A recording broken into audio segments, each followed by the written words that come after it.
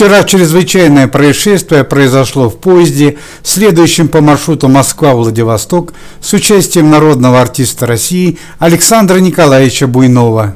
Российский певец спешил во Владивосток для концертного выступления в поддержку России. Чрезвычайное происшествие случилось в районе станции «Зима». По словам проводницы вагона, Буйнов вышел на станции и зашел в ближайший магазин. В соседнем от Александра Буйнова купе ехала шумная компания, которая тоже вышла на станции. Разгоряченные спиртным парни не узнали певца и попросили Буйнова купить им спиртные напитки, причем за его деньги. Александр Николаевич проигнорировал просьбу обнаглевшей компании и, купив необходимое, удалился обратно в купе. По словам проводниц вагона, Александр Буйнов, веселый и щедрый мужчина, позвал их в купе на небольшой праздничный ужин. Однако счастливому застолью не суждено было состояться, так как через несколько минут проводницу позвали в другое купе.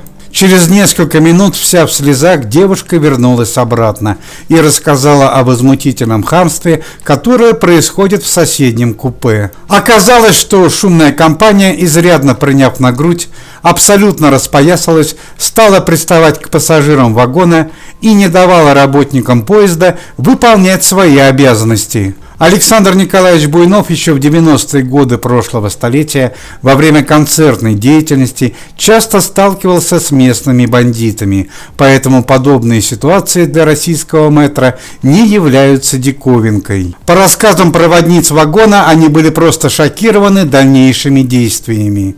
72-летний певец понимал, что силы не равны, и вызвал из купе только одного хулигана.